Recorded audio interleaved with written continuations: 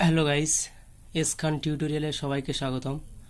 তো আজকের ক্লাস ষষ্ঠ শ্রেণী পরিবেশ ও বিজ্ঞান, প্রথম চ্যাপ্টার পরিবেশ ও জীবজগতের পারস্পরিক নির্ভরতা এর সংক্ষিপ্ত 20টি কোশ্চেন আজকের আলোচনা করব। তো আমার চ্যানেলে এখনও পর্যন্ত যারা নতুন, চ্যানেলটি সাবস্ক্রাইব করবেন এবং পাশে থাকা বেল আইকনটি বাজিয়ে দেবেন। তো প্রথম কোশ্চেন হলো, একটি তন্দুজ উদ্ভিদের নাম লেখো। উত্তর হবে পাট ও কার্পাস। 2 এর দাগে, রজন কোথা থেকে পাওয়া যায়? উত্তর হবে শাল গাছ থেকে। 3 এর দাগে, ম্যালেরিয়া রোগের ঔষধ তৈরি করা হয় কোন গাছ থেকে? উত্তর সিনকোনা গাছের ছাল থেকে। 4 এর দাগে, গঁদের আটা কি কাজে লাগে? উত্তর বই বাঁধাতে কাজে লাগে।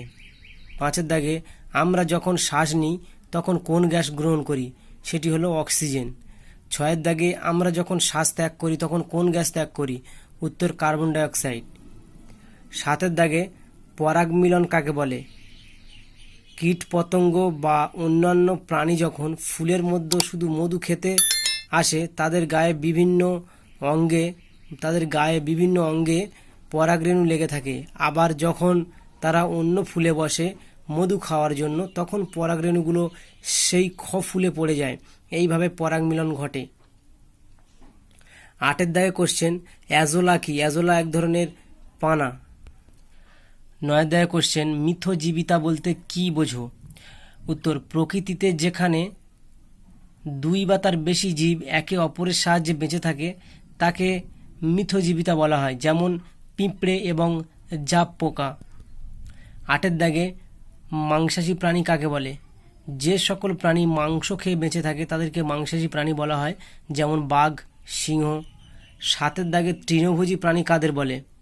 উত্তর যে সকল প্রাণী ঘাস লতাপাতা খেয়ে বেঁচে থাকে তাদেরকে বলা হয় তৃণভোজী প্রাণী, যেমন হরিণ, গরু, ছাগল। 10 এর দাগে, পরজীবী বলতে কি বোঝো? উত্তর যে সকল জীবেরা অন্যের উপর নির্ভর করে বেঁচে থাকে তাদেরকে পরজীবী বলা হয়, যেমন উকুন।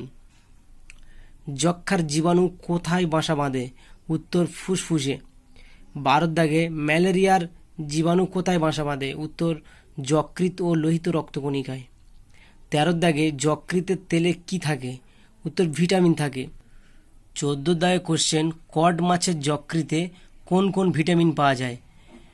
1 হলো ভিটামিন এ আর 2 হলো ভিটামিন ডি পাওয়া যায়। 15 দাগে উত্তর, ল্যাক্টোব্যাসিলাস কাকে বলে? উত্তর দইয়ের সাজায় আসলে আছে যা খালি চোখে দেখা যায় না এমন এক ধরনের অণুজীব বা জীবাণু। এই অণুজীবটার পোশাকি নাম হলো ল্যাক্টোব্যাসিলাস। এই অ্যাসিডটার নাম হলো ল্যাকটিক অ্যাসিড। 16 দাগে প্রশ্ন, একটি এককোষী ছত্রাকের নাম লেখো।